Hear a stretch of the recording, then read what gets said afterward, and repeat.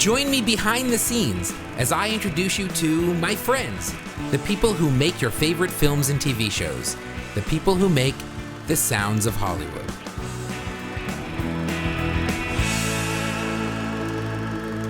I'd like to introduce you to one of my friends, Lori Slomka.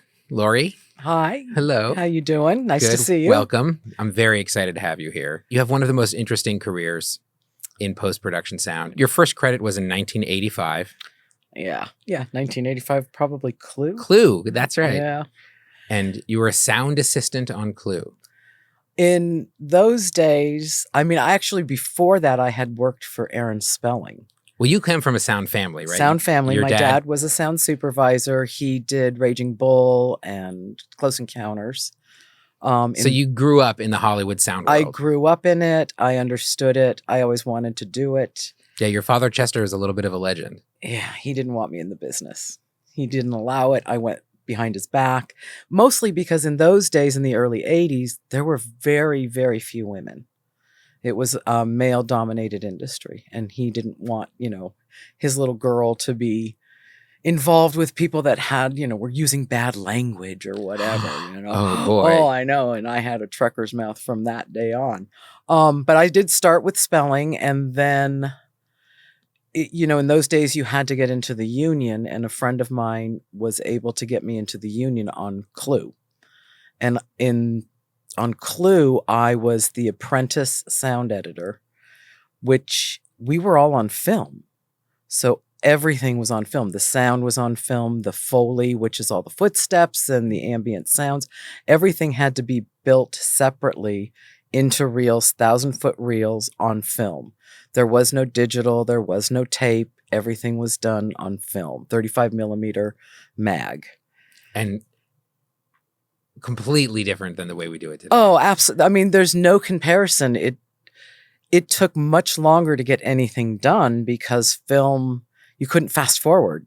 Right. Film runs at 24 frames per second, and you had to go, if you made a change, you had to stop down everything, go into another room, take it apart, put it back together.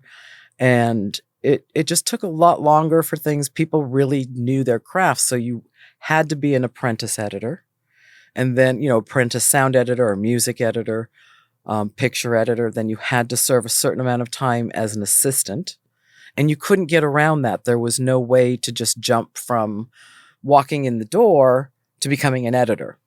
Right, because you didn't have these machines at home to practice with like people do now. Exactly. They have their computers at home. They're using the same tools that we as professionals are using. They can get their skills up, but nobody had mag machines at home. Right, or moviolas. Right. I have my moviola now, but people are like, what the hell is that? I would be like, what the hell is that if I saw it? We did, and I was very fortunate that I worked on Clue with a great, talented team that is still doing it today. The sound guys. And then from there, I think I did 9.5 weeks. And you eventually went from apprentice to music editor. Well, no, I went from apprentice to assistant because you couldn't become an editor. So I became an assistant. I was working in picture, and I met 2 music editors while I was working on a picture with Dee Dee Allen called Offbeat. And the music editors had told me, one was Marianne Brandon, who became a picture editor. She's done huge pictures. And then Michael Tronick. And the one thing they taught me in those days is if you're cutting as a picture editor, you have a rhythm. There's just a rhythm to it. And picture editors can make good music editors, and music editors can make good picture editors because you have that rhythm to storytelling. And I always remembered that I loved music. I always loved music. And after I met with them, I got a call from one of the very first music editors in this industry. Her name was Irma Levin, asked me if I wanted to come work with her. So I agreed. I was a music apprentice for a short period of time, and then the union allowed me to become an assistant for about 2 years before I started doing editing on my own. And during that 2 years, you learn all the tricks of the trade, from the editors that you're working with. You sat with the editors. You did all the grunt work. We had apprentice editors. You had a bigger crew because it took a lot more There was no such thing as a PA. There was, you hauled your own film. It was Right. There's no film to haul anymore. No, you can digitally send it, And eventually you started getting jobs as your own as music editor. Beauty and the Beast. Was that your first series? That was my first series. Irma was a great mentor. She taught me everything she knew. She had started very early on and ultimately left me her business and taught me to work a business as well as, become a top-notch music editor. And my main composer was David Shire. And I worked with Elmer. I worked with a lot of different composers back in the day. With Terrence Blanchard, we were on Eve's Bayou. We were at the theater for the premiere. And he turned to me and he goes, I don't remember writing that cue. And I said, you didn't. I tracked it. Tracking is, putting it together in a different way for a different scene. And he learned a lesson, that music editors could do this. And that's one of the biggest advantages, I think, of the digital stuff is like, back in the day with tape, like tracking a cue and tracking, like you said, it's taking a piece of music and like cutting it and rearranging it and just taking something that's already been recorded and changing it with whatever tools you have to change it to make it fit a new scene. Right. And doing that with a razor blade, that's a whole different level. There's scraping and using acetone, and in film, music tracks were always 3 channels, left, right, center. Sound was always just mono. Now I go to a mix stage and wow, it's Atmos. Are we going to mix in Atmos or 5.1? And there's a whole 5.1 new one. seems tiny now compared to It Atmos. does, or it seems so small. And all of our sessions, whenever you would create music for a TV show or a movie, it was always with a live orchestra because there weren't synthesizers, or there was a guy that was the piano player that used synthesizers, but that wasn't the main thing. So for Designing Women, which was a half-hour sitcom that I did in the 80s, we had a 35-piece orchestra. Right. For most of the movies that I did, even the TV movies, we had a 80-piece orchestra. It was great. You just threw out TV movies there, like, oh, well, even the TV. You did, I counted, 73 TV movies. Yeah, those days we did a lot of movies. That's a lot of movies. And you said Beauty and the Beast was your first show. That was my first And that was solo. your first Emmy nomination as well. Oh, yeah.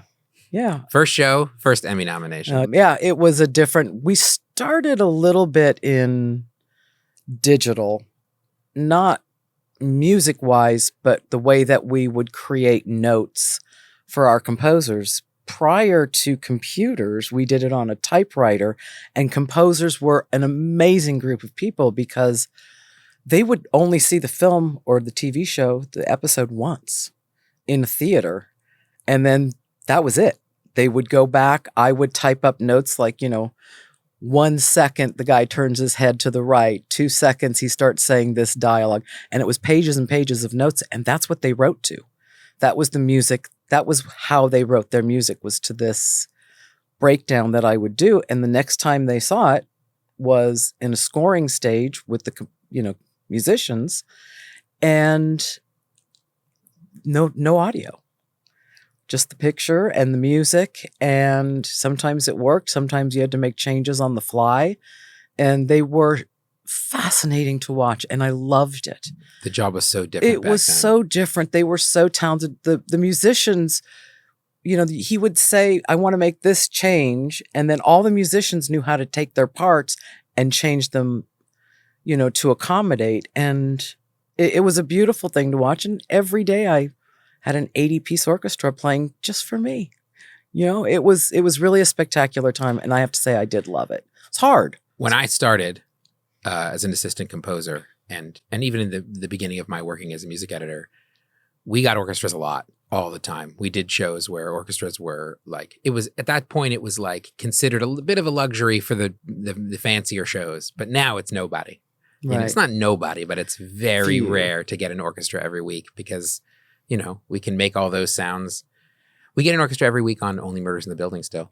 Oh, I love that score. Yeah. Too. That's very much like Serial. The ones that there's still those special ones where the Hollywood will spend the money, but it's it's not like it was everybody back then. There was no other way to do it. There was no other way to do it. Like I said, Mike Lang was our main pianist at the time, but he also had, synthesizers, and he would add some stuff, and people were like, wow, it sounds like we have more strings.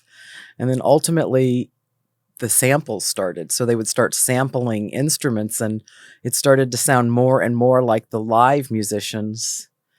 And honestly, the studios liked the price tag that went with it. Yep. You didn't have to pay residuals. You didn't have to pay for the musicians, the studio. When you can cut 80 people off your payroll. Exactly. And weekly 45 musicians for a television series. So they went to digital. And you kind of specialized in TV movies there for a while. Oh, yeah. We used to call them Women in Jeopardy films. It was like every Sunday night there was a woman in Jeopardy, and she would survive. And I did specialize in those movies of what they called miniseries. Right. So I did things which now they call limited series, but in those days they were called miniseries.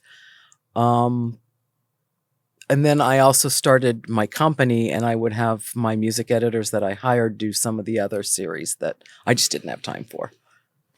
Over the course of your career as a music editor, and we're going to get to how you magically became something else, but over the course of your career as a music editor, you like you said, you started, your first series was what? That was 88? Yeah. For Beauty and the Beast. You went through, and then in 2000, so 12 years later, you got this job. Wait, I don't want to skip over this very important little detail about that, a little over a decade that you were an incredibly decorated and successful Hollywood music editor. You got, in 91, an Emmy nomination for Ironclad. And then in 96, an Emmy nomination for Streets of Laredo. Thrice Emmy nominated music editor. On top of the world. Everyone's like, oh man, Lori Slomka, that's the music editor. And then you decided, like, you know what? China strike. I'm going to be a post supervisor. What is that? Interesting enough, I was on a scoring stage with Terrence Blanchard. We were doing a movie called Caveman's Valentine. A very complicated score and a fabulous score. And Terrence Blanchard is an amazing composer, amazing musician. Genius. I was on the mix stage and I wasn't having fun. And I thought, I don't think I can do this anymore. I don't want to listen to music. I'm not enjoying it. I finished the mix and I called Terrence and I said, I retired. I don't want to do this anymore. And he understood, I was becoming disillusioned with the way producers were working, studios were working. I had a friend who I'd worked with. She was a post-producer for many, many years, and I did all these Hallmark movies with her. And she said to me, you spent more time on a mix stage than anybody else because of the amount of movies and TV shows you've done. So you understand post sound. The only thing I need to do is teach you picture, doing editorial and finishing. So at night, while her children were doing homework at her dining room table, she was teaching me how to process film and cut negative and what you had to do. And then she gave me a job on Children of Dune, which was the very first picture shot on HD, where in those days the deck was still tethered to the camera because they didn't have anything else. And so that was technically the first show that I did. As a post-producer, post-supervisor, they're pretty much the same thing. A post-supervisor and a post-producer are the same thing. Great. And the reason I wanted you, one of the main reasons I wanted you to be here to help us understand something is the post-producer. There's so many producers. The title almost means nothing outside of Hollywood. Like, what does a producer even mean? The easiest way that I explain it to people is I say, it's management. Right. Yes. Like the producers are the management. So we've got post-producer who, if you ask people like who's on the sound team, that's probably the name that wouldn't pop into people's heads immediately, but is the person who is probably the most responsible in the end for what the show really sounds like. So why don't you Like, if people ask you what is a post producer, how do you, like, in a nutshell, explain your job? In a nutshell, having known where I came from, to me, it's the best part of everything because I'm still working with the composers, the music editors, the sound supervisors, the mix stage, and the picture editors. I get everything. So as a post producer, I am in charge of hiring the editors, the assistant editors, putting together bids from the sound houses. I try to go with the same guys. You start relationships with people and you want, there's a comfort zone that comes with that. It's like, I know that I can trust, this guy, he's always going to take care of me. Even as the technology changes and I can't always keep up with it, I know that my sound supervisor and my mixers are going to take good care of me. Composers are usually hired by the director and or the executive producer showrunner. And most of them, I still know, I know what they need. I know what they technically have to do and the time that they have to do it. I'm always very kind to the music editors because I know what they do. And then I also have to deal with visual effects and try to basically, I say that it's like air traffic control. I have to make sure that everybody is getting what they need, communicate, sit down with the sound supervisors very often and say, this is what we're looking for, especially with sounds that don't exist in real life. Trying to figure out a sound that will work to give the audience an idea of what we're going for as creatives. So you do have a bit of a creative edge to it. Just working with all of them, with sound and music in particular, because I do have a history with them. And then picture, I have to deal with the color correction and the show that I'm doing right now, there's 150 visual effects in the first episode. That is 30 minutes. That's it? Only 150? Yeah, 30-minute show. Oh, yeah. my God. And, the composers are fantastic. And all of that's under your purview Yes. now. Everything that happens in post-production, we all work for you. Yes. I don't know of, and nobody I know has ever heard of, a music editor who moved up to be post-producer. It is it's a ladder that doesn't exist that somehow you managed to climb. It was just good timing. When I was a music editor, there wasn't that position. There wasn't an associate producer, or there's so many different titles for what I do. Co-producer, associate producer, post-producer, post-supervisor, all are intermingled. They pretty much mean the same thing. Right. And they didn't exist. The studio would hire the composer, and then the composer just hired me. Same with the sound company, studio would hire them and that was it. And when you said you retired as a music editor, you weren't kidding. You were just done. I finished. I was done. I mean, if I could think of one story that sums up your personality better than any story, it's, so I was on top of the world. Like, it was awesome at my job. Everybody thought I was the best, but it just wasn't fun. So I stopped. That's exactly it. I wasn't the day that I turned on the radio in my car and didn't want to listen to music. And, I had always been I played guitar and piano and I loved music. And I didn't want to listen to it. And I thought, okay, this is a problem because I was so angry at the way things were turning. I'm going to, a funny story that happened to me. Interestingly, it's probably at about the same amount of time where you retired from music editing. I'm driving home from work and a song comes on the radio and I look down and I see that it's a pop song. It's like I'm not going to say who it was, but it's a very popular pop song. And I didn't recognize the song, but I recognized the title. I knew it was a popular song that had just come out and I thought, and it was, like a pop artist, like not someone I would normally listen to. And I was like, all right, let me listen to see what it is that people like about this song. It's my job to know this stuff. Let me just listen. So I'm listening for like 10 or 15 seconds in and I'm like, I just can't. There's nothing to like. She's not trying to write good music. She's trying to sell albums and get you to look at her butt. And it's a different job than, being a songwriter, like in the traditional sense of.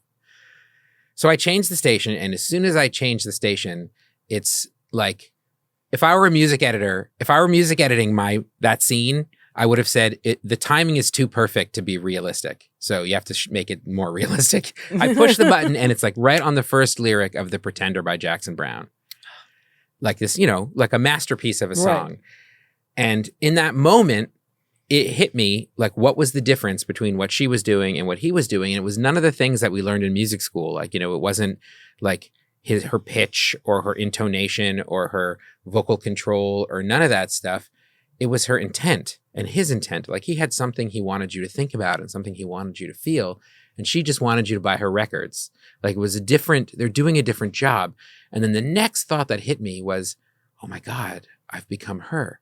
Like I just take money all day to work on music and then I listen to talk radio on the way home because I'm like Yes. done with it already.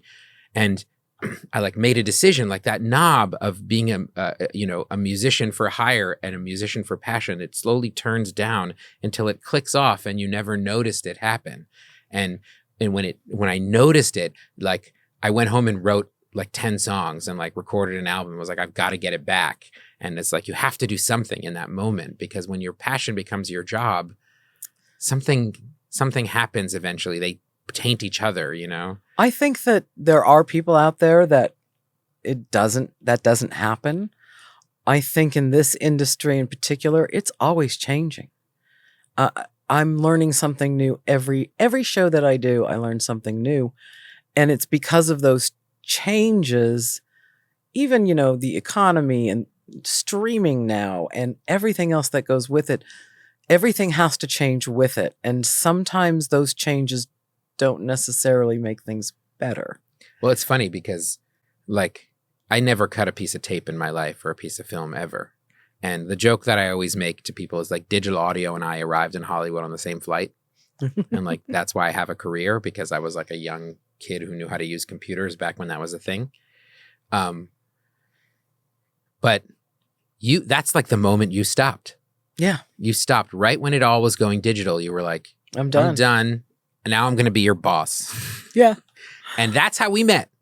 You and I met because Is it Rectify? Rectify. Yeah, I have a Rectify. sweatshirt over there, but it's out of reach. One of my all-time favorite jobs. Why? I loved working on Rectify. I loved the family element. I loved our producer, Ray. Writer, amazing writer. I loved our cast. I loved everything about it. It was great storytelling. Our composer was lovely. I loved hanging out with him. Gabe Mann. Even came to Georgia with us, hung out in Georgia. Gabe and I have been friends since like 4th grade. I just love him. So there's jobs like that where you go, oh, this has been a great experience emotionally and creatively. And Rectify gave me everything. Then there's other jobs. I did a show with Michael Mann called Luck, which was fun because we all worked together. I met fabulous people on that show and we have remained friends. But there was nothing creative about it. It was a whole, Michael Mann has his own thing and he does it his own way. But we all connected in a different way. And that also was very rewarding. The people that I met working on that, we always said we were in the trenches together. They were long days, long hours. And Michael knows, what he wants and that's it. And he's very into music. And I learned a lot about music from Michael Mann. He really went out on a limb and I'd be like, oh, that's not going to work. And then all of a sudden be like, oh yeah, that really does work. So I still get, I was a producer on it, but I still had that, touch with music. And I get to go in there and try things. A lot of times then I'll play it back for the showrunner or creator. And either they like it or they don't. One of the stories is I was doing a show called Life on Mars. And there was this whole sequence. And I said, what if we played Whiter Shade of Pale? And you were the producer on Life. I was the post supervisor on that. Yeah. Okay. And we turned the picture black and white. And they were like, I don't know about that. So we tried it and it was really cool and we did it. And that's in the show. And it's in the show. And it was just one of those moments where I have the ability now to just try things. And so once I realized I could have the best of all worlds, still interact with composers and music editors and sound supervisors. And I love being on a mix stage. It's my favorite place in the entire world. And I would also be in the cutting room and working with the studio and taking notes and learning all these new things as we go, the cameras, all of that. I start as a post producer. I start any project 3 to 5 weeks prior to when they start filming. This was a very big advantage that I learned about. 3 to 5 weeks before they start filming, I'm on all the way through filming, all the way through post, and then I have to deliver the show, which usually takes another 6 weeks. So now, when I was a music editor, it was just maybe 15 weeks at the most. And now I'm on these shows for a year and a half. It's a big long-term difference. employment. Yeah. That is long-term employment. It is. It really is. It's hard for me to express to you what it's like as a music editor to have a post producer who used to be a music editor. Like, I've never been in a situation where like I have a problem to solve or an issue like on Rectify, and I turn to you and you're like, oh, okay, yeah. I didn't even have to open my mouth. Like, you knew exactly what the problem was, exactly what I was going to do to, it was like such a pleasure. Yeah. Like something she used to be an actual music editor and not just any music editor. She was, the music editors, yourself, all of these people that I've hired, I have, a little team that I love. But you also just can't pull one over my eyes. It's like I've had a couple of young guys come up and try to tell me something that I know isn't true. It's like, look, dude, I know what it takes, It's funny because one of the tools in the bag of those of us who have technical jobs is that our bosses tend to not exactly understand exactly what it is we can do. So sometimes we're like, oh yeah, that's going to take 3 hours. Not really, but yeah. Like, and I pretty much know, I know how long it takes on film, cut it in half. I'm not great at Pro Tools, but I know how to use a Pro Tools. It's not something that I could sit down and do what you do, but I know enough about it that I could sit on a mix stage and move some things around if I had to. But I do know how to cut music. I do know how to cut sound. I do know what it takes. If someone wanted to do what you do, they're like, I want to be a post producer. I want to dip my hands in all the aspects of post-production and have everybody be able to just have this idea. Hey, what if we use this song? And then everybody scrambles and makes it happen. Like, yeah. If someone wanted that for their life, what advice do you give them? I do a lot of lectures for the colleges and the universities. I always start with become a PA. That's a production assistant. In post. Really try anything, because I believe in this industry we have so many opportunities that other companies, other businesses don't have. Start as a PA, get people lunch, but ask questions and talk to people and see what people are doing. And people in this industry in general in post, it's a solitaire kind of thing. So they love talking to, most people love talking to young people and seeing what they know and teaching some of the stuff to them, and then become what's called a post coordinator, which is, they're all crappy jobs, not going to lie. It's all the paperwork and the filing. But my coordinators, I have 6 coordinators that are now my competition, because we'll take time to train if you really want to do it. My current post supervisor that works with me, she was my PA, and I said, what do you want to do when you grow up? And she said, I want your job. And I said, okay, you're hired. So it's just getting your foot in the door, usually as a PA. And it's not a union job, so you don't have to worry about unions.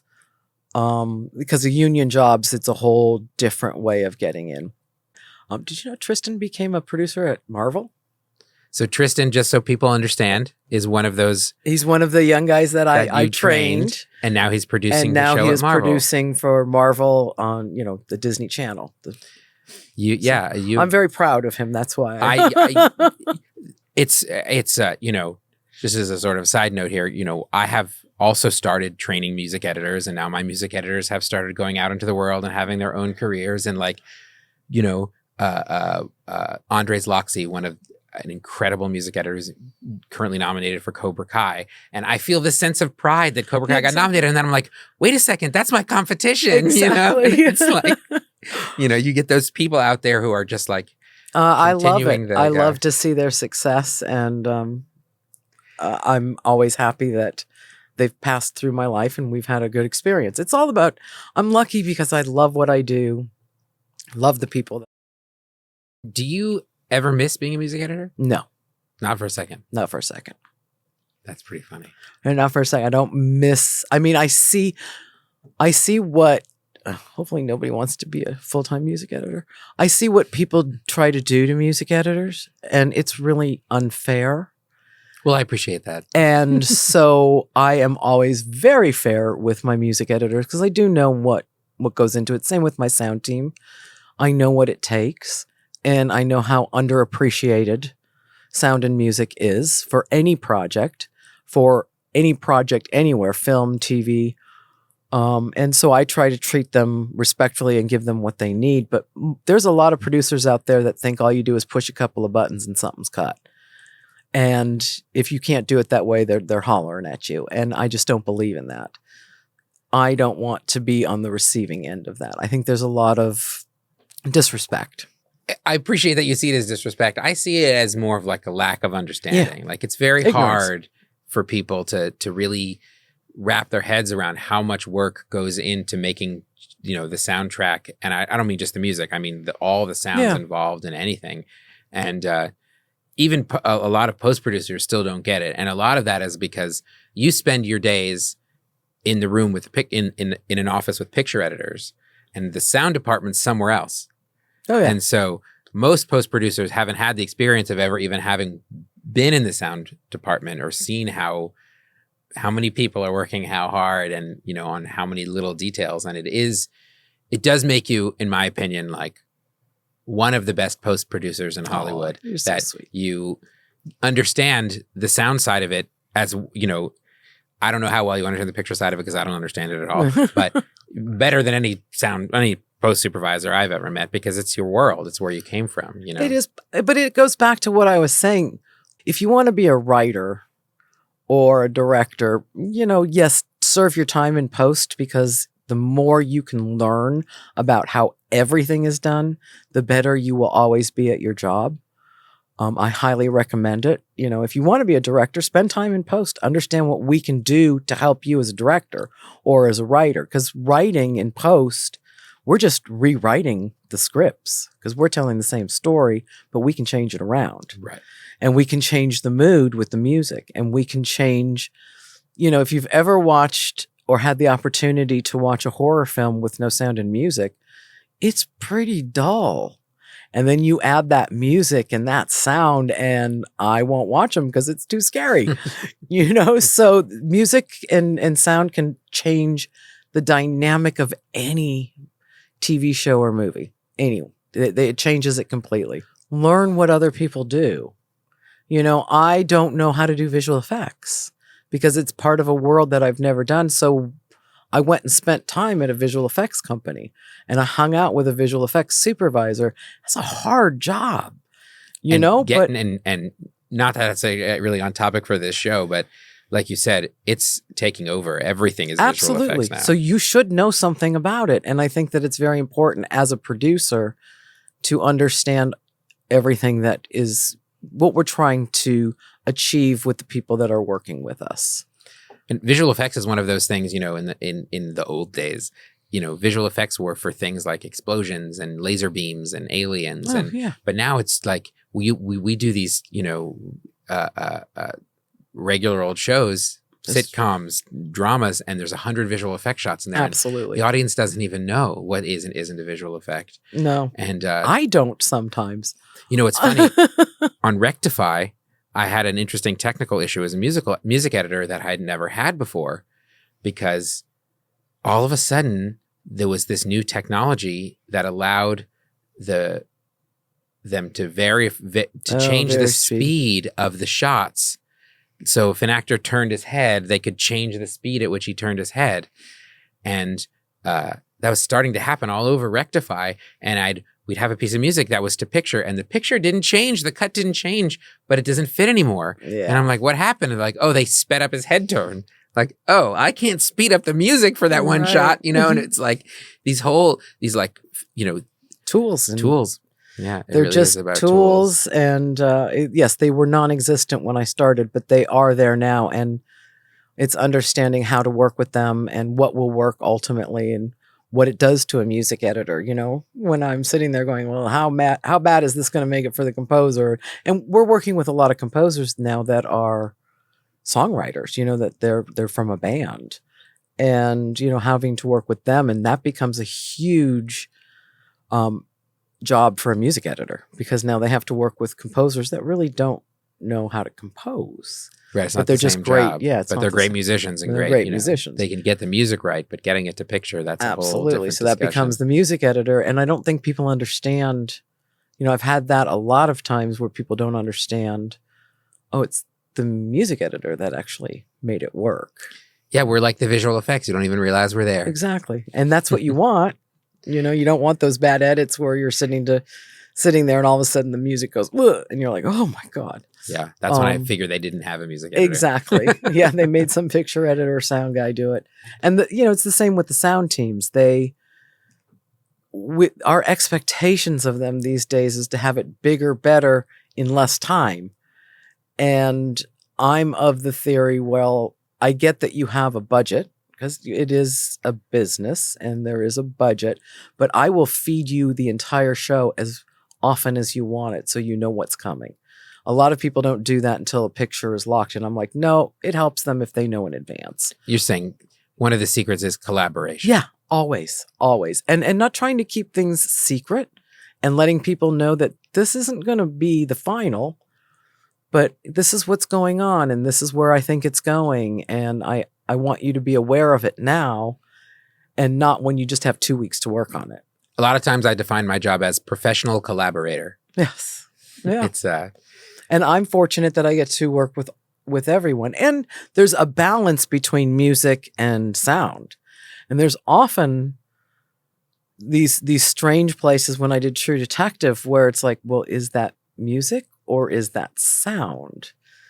And, you know, when a composer and a music editor and a sound supervisor and a mixer can all work together and we can all sit there and make a balance on a mix stage where you don't know, but you feel it, you just feel it. That's just a wonderful feeling, you know, it really is. And that's when everybody is working together instead of, you know, my dad's big thing was, oh, I'm a big, you know, doing all this sound. And I would say I was a music editor. You don't walk away humming the visual effects. You know, you hum the music. So nowadays we kind of combine them all and there's so many different ways to do it. And it's just a great collaboration. And most of that happens on a mix stage. You have a surprising nomination for True Detective. Oh, yeah. You're nominated for the Black Reel Awards.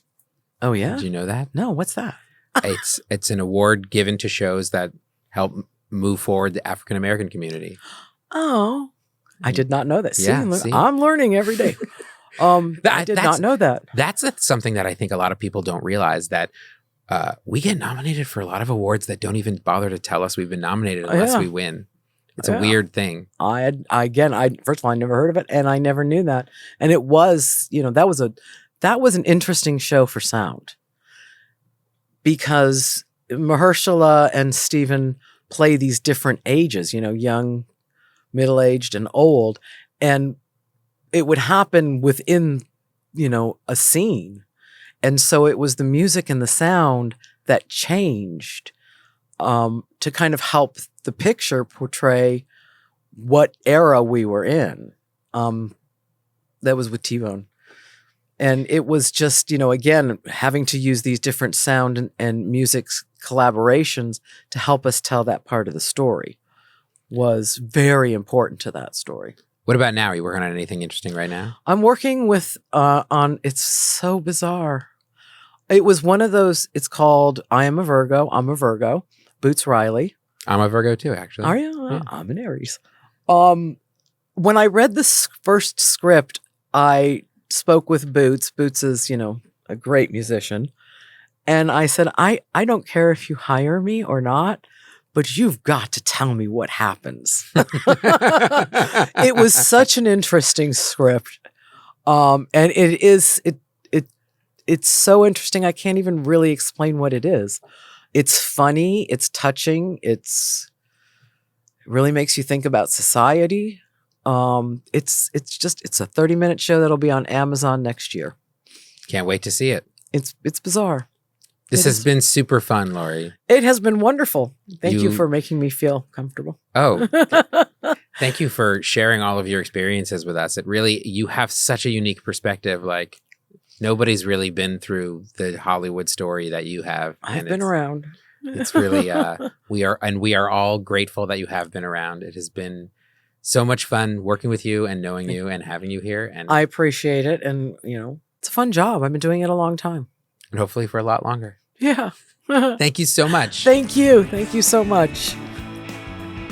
It was such a pleasure introducing you to one of my close friends. Can't wait for you to come back. Click the subscribe button, follow us on social media, and we'll see you next time at The Sounds of Hollywood.